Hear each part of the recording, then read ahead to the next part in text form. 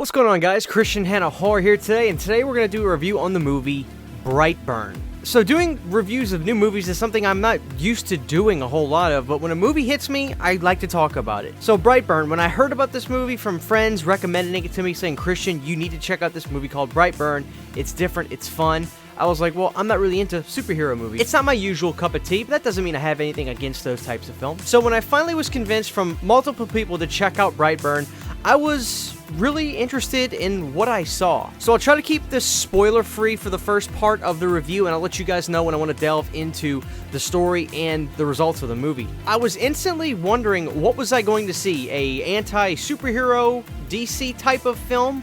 Or a horror movie? More times than not, I really felt like I was watching a horror movie, and we're gonna find out more how I really felt like it was a horror movie. So the music right off the bat on the menu screen, as you can see, there's the menu right there, is really scary and low bass frequencies, those ooh type sounds and stuff that really creep you out. That sound is prevalent in this movie. So you get this sense of dread and something is about to happen throughout the entire first half of this movie, which is something I love. I love a good slow burn, and that's what you get with Brightburn, no pun intended. So you've got the typical two-parent nuclear family intro, and you basically learn very quickly, and something they did not need to harp on too long, and the timing of that was really good, they're having trouble having their own kid. They didn't spend an entire 20 minutes talking about this. You learn really quickly that they're having trouble, and then all of a sudden, this meteor crashes out in the woods. Find that there was this boy that they adopted, and you learn after things start to get a little trippy that they got the kid out of the woods. You then realize this kid is not from this planet, and he is something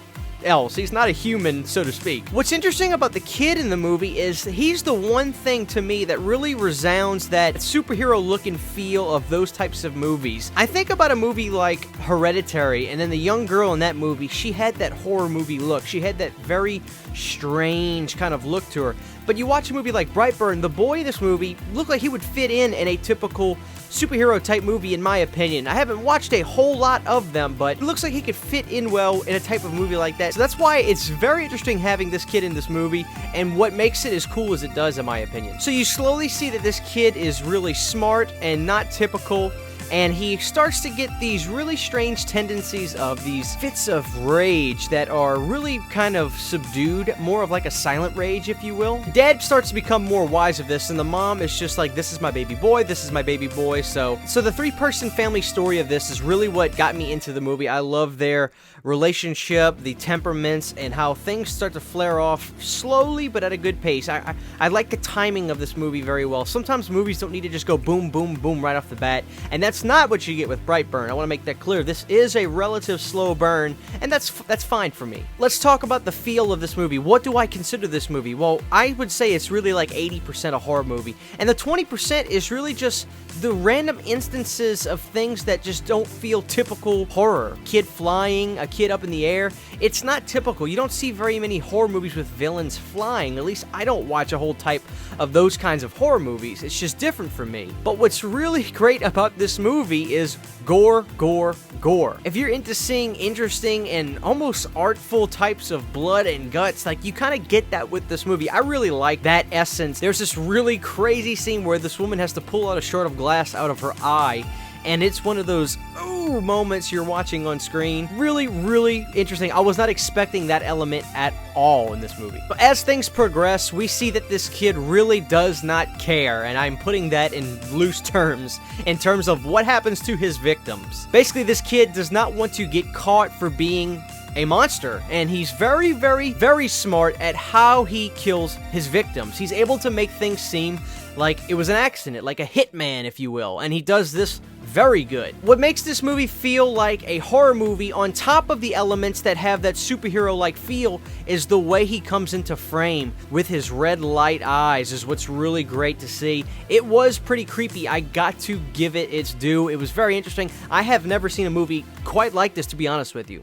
Alright guys, this is where some spoiler talk will come in. The way this movie ends is awesome. I'll say this about the ending. With this kid seemingly getting away with the horror that he created and destroying his own family and his house, I think this movie would be great to not have a sequel. Now, I'm not saying that this movie doesn't deserve a sequel because it's fantastic, but I love the ending of what do people think really happened, especially with the credits with this guy making these videos saying, these people are out there, they're gonna kill us all, blah, blah. The nut jobs, if you will, that make these big conspiracy videos. I think that's a perfect way to let this end. Now, will they make a sequel? I don't know. Time will tell, but this is a great movie. This is a really interesting movie that I've never really... It's hard to put into words, like, what exactly do you call this? Do you call this a horror movie? Do you call this a superhero movie or an anti-superhero movie, as it were? I'll just say yes to all of it. It's got a good story, but it doesn't really dive too much into the strangeness of the whole situation. That's good enough for me. I don't need to know, exactly where he came from, what is he, what's his family origin. You don't really learn any of that, and that's perfectly fine with me. Mystery's good. Check this movie out if you guys have not. I do consider this very much a horror movie, and very much a blood and guts extravaganza. Thank you guys for watching this video. Please be sure to sub to the channel, give this video a thumbs up if you like these new movie reviews, and drop your comment below. Let me know what you guys think about Brightburn. You can also check out the description where we have the new Patreon, where we just added more music for all the $3 and up patrons, and then the Teespring where you can rock Christian Hanna Horror merch wherever you go. We'll see you guys next time on Christian Hanna Horror.